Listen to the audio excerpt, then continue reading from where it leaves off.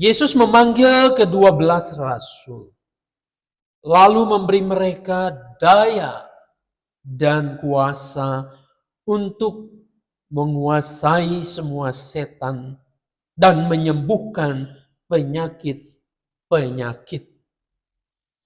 Ia mengutus mereka untuk memberitakan kerajaan Allah dan untuk menyembuhkan orang-orang sakit. Katanya kepada mereka, jangan membawa apa-apa dalam perjalanan.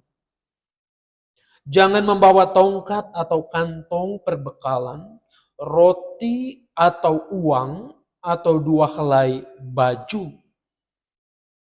Apabila kamu masuk ke dalam suatu rumah, tinggallah di situ sampai kamu berangkat dari situ. Kalau ada orang yang tidak menerima kamu, keluarlah dari kota mereka dan kebaskanlah debunya dari kakimu sebagai kesaksian terhadap mereka.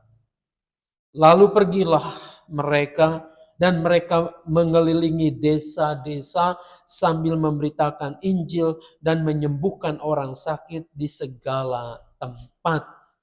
Sampai demikian jauh pembacaan Injil Tuhan Yesus Kristus.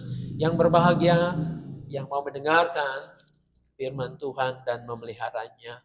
Maranatha.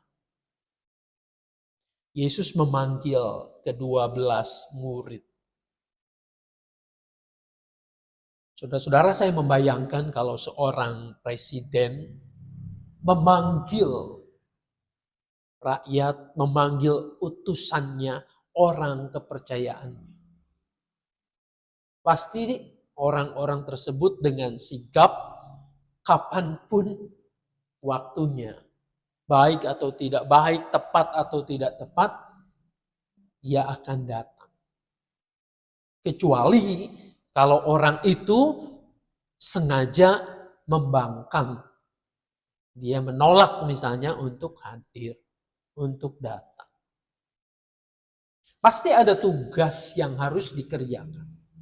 Kalau seorang penting, seorang kepala negara memanggil seseorang secara khusus.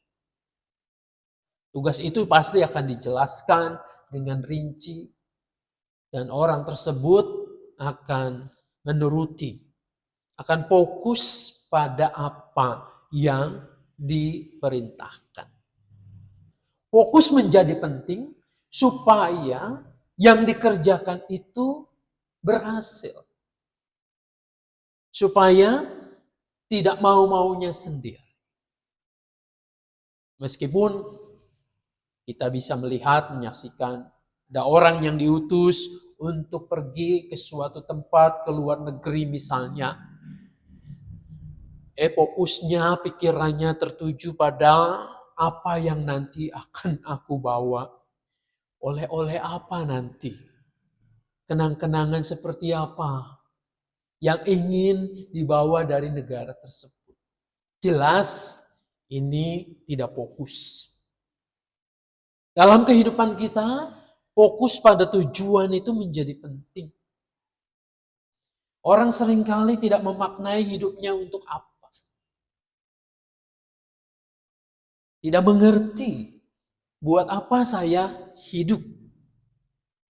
Sehingga yang terjadi adalah ngikut arus saja. Mengikuti tren yang ada. Kalau tidak mengikuti apa yang terjadi di sekelilingnya, maka ia menjadi orang yang depresi. Kayaknya saya ketinggalan zaman. Kayaknya saya tidak seperti mereka. Kayaknya saya menjadi orang yang menderita. Orang yang dilecehkan dan seterusnya. Jadi fokus ini menjadi penting. Nah, ketika Yesus memanggil 12 murid ini ada tujuan. Ada fokus yang harus mereka capai, yang mereka kerjakan. Apa yang harus mereka kerjakan? Ini nampaknya berat. Mereka harus menguasai setan, katanya. ayat yang pertama itu. Menguasai setan dan menyembuhkan penyakit-penyakit. Jelas ini bukan pekerjaan yang mudah. Apa yang harus dilakukan seseorang ketika tugasnya itu menguasai setan? Jadi yang harus dia lakukan adalah terlebih dahulu punya kuasa untuk menaklukkan setan itu. Oh, hebat sekali ya kalau manusia bisa punya kuasa untuk itu. Karena seringkali yang terjadi adalah dalam hidup kita setanlah yang menguasai kita, menguasai pikiran kita. Setan pada zaman sekarang, pada zaman modern ini mungkin berbeda dari apa yang dihadapi para murid dulu. Para murid dahulu melihat kuasa setan itu begitu mengerikan, dahsyat dampaknya terhadap orang yang dirasuk. Mereka bisa menderita, mereka bisa sakit, mereka bisa lumpuh, mereka bisa buta. Dan banyak lagi yang destruktif, yang bisa menghancurkan tubuh manusia. Setan sekarang itu mengalami kemajuan juga.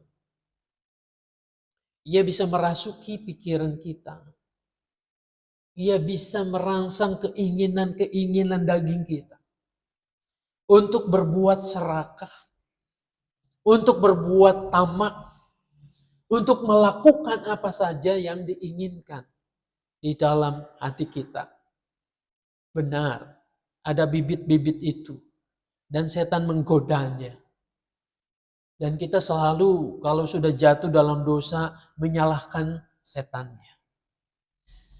Namun kita diingatkan harus menguasai. Harus menguasai, mengendalikan. Setan dalam bentuk yang sekarang ini bisa merasuk dalam tubuh kita, dalam diri kita, tanpa orang bisa melihatnya. Hidupnya baik-baik saja, hidupnya tentram, malah ia berkelimpahan dengan harta, dengan kekayaan. Kita bisa dikendalikan oleh itu. Nah, manusia ya zaman sekarang kita bisa melihatnya tidak pernah merasa kecukupan. Merasa selalu kurang dan kurang. Disinilah kita diajar untuk mengendalikan itu. Lalu juga memulihkan, menyembuhkan sakit penyakit. Sakit penyakit sekarang berkembang begitu rupa. Tidak hanya sakit fisik, tetapi juga sakit mental kita. Sakit spiritual kita. Nah, ini semua tantangan yang nyata, yang tidak mudah untuk kita hadapi. Tapi untunglah di situ, bahwa sebelum mereka pergi, para murid ini, Tuhan memberikan kuasa. Ia mengatakan, memberikan mereka daya dan kuasa. Jadi daya dan kuasa yang Tuhan Yesus berikan kepada murid-murid, 12 murid ini, itu lebih dari cukup untuk menguasai setan dan menyembuhkan sakit penyakit. Mereka telah melihat sendiri kuasa dan daya yang ada di dalam Tuhan Yesus. Tidak usah mengusir, tidak usah menengking pun. Ketika Yesus hadir, setan itu sudah melarikan diri. Tidak tahan terhadap kuasa yang ada di dalam diri Tuhan Yesus. Para murid telah menyaksikan sakit yang begitu parah pada zaman itu, Yesus bisa menyembuhkan. bisa memulihkan. Bahkan ia bisa membangkitkan orang yang mati sekalipun. Jadi mereka sudah melihat dalam sosok diri Yesus itu ada daya, ada kuasa yang luar biasa. Nah sekarang ketika Yesus mengutus para murid ini, dia memberikan daya dan kuasa itu. Jadi para murid ini diutus bukan dengan tangan kosong, bukan dengan tangan hampa. Tetapi mereka dilengkapi dengan daya, dengan kuasa. Artinya dengan kekuatan yang dari Tuhan. Dan kemampuan daya itu untuk mengendalikan kuasa jahat dan untuk memulihkan sakit penyakit. Mereka sudah terima itu. Jadi ketika mereka menerimanya, Yesus berpesan, kamu harus fokus dengan tugasmu, dengan misi yang aku berikan kepadamu. Oleh karena itu, jangan tergantung pada hal-hal yang lain. Maka tidak heran kalau Tuhan Yesus mengatakan, jangan bawa bekal. Ya. Pakaian jangan bawa 2 pakaian. Jangan bawa kasut dan seterusnya. Ini adalah ungkapan di mana pada saat itu manusia sering tergantung dengan itu. Manusia sering mengandalkan materi. Kita butuh materi, iya. Kita butuh makanan, betul. Kita butuh pakaian, iya. Tapi seolah-olah Yesus mau mengatakan di sini, secukupnya itu. Jangan kamu direpotkan dengan itu. Karena kamu sudah diberikan kuasa. Sudah diberikan daya dan kuasa itu. Maka hidupmu harus fokus ke sana. Tuhan sudah melengkapi kamu. Nah, ini cerita tentang Yesus mengutus 12 murid. Hal yang sama juga terjadi dalam hidup kita hari ini. Bahwa Tuhan juga mengutus setiap kita untuk menjadi berkat. Untuk mengendalikan kuasa jahat.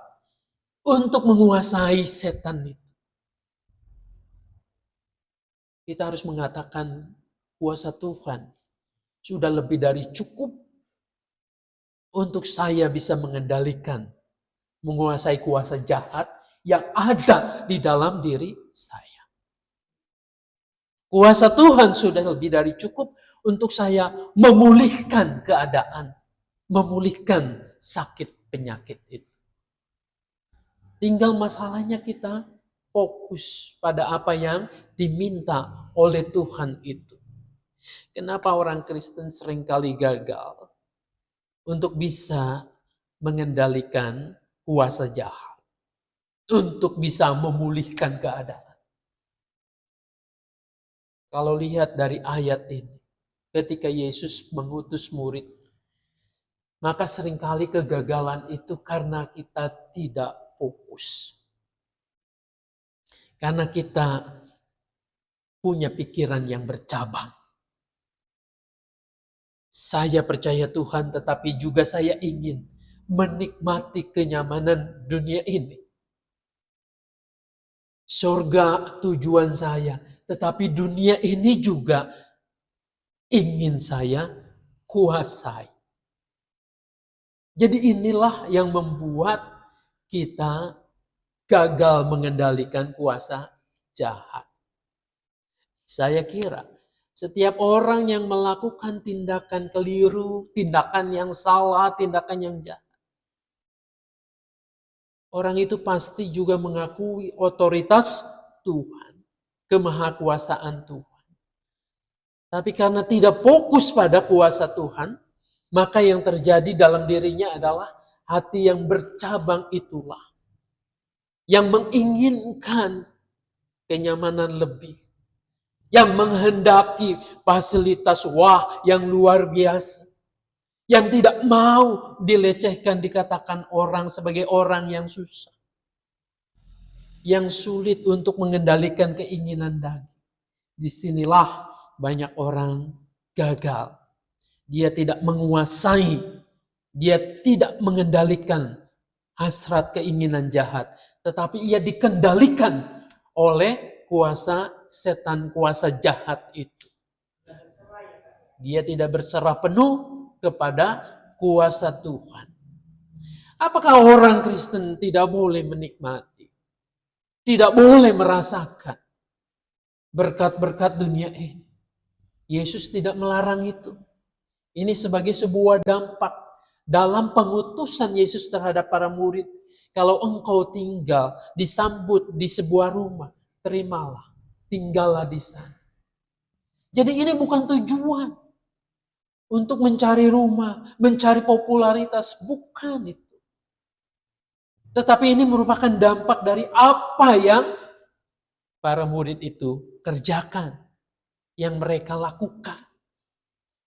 Jadi ketika kita melakukan sungguh-sungguh kehendak Tuhan, ketika kita menerima daya dan kuasa itu dan mengelolanya untuk mengendalikan hal-hal yang jahat, anasir-anasir yang tidak baik, ketika kita menggunakannya untuk mengadakan pemulihan demi pemulihan, dan pada saat yang sama kita merasakan ada dampaknya, bahwa kita merasakan kehidupan yang lebih nyaman, lebih enak. Sekali lagi, ini bukan tujuan, tetapi ini adalah suatu dampak buah yang kita kerjakan. Nah, mudah-mudahan kita menjadi orang-orang yang tahu, mengerti, paham dalam fokus kehidupan kita. Sehingga kita menggunakan kuasa Tuhan, daya yang Tuhan berikan itu dengan baik dan benar. Bukan untuk memuaskan keinginan daging kita, tetapi justru untuk menjadi berkat dan akhirnya memuliakan Tuhan yang mengutus kita. Tuhan memberkati. Amin. Mari kita satukan hati di dalam doa. Terima kasih Bapa di surga, Tuhan sudah menolong kami untuk memahami, mengerti firman-Mu. Biarlah apa yang kami paham ini boleh kami lakukan dalam hidup sehari-hari. Dalam nama Tuhan Yesus kami berdoa. Amin. Kita akan mengantar doa-doa kita dengan mempersiapkan pujian dari NKB 140. Bila ku berdoa.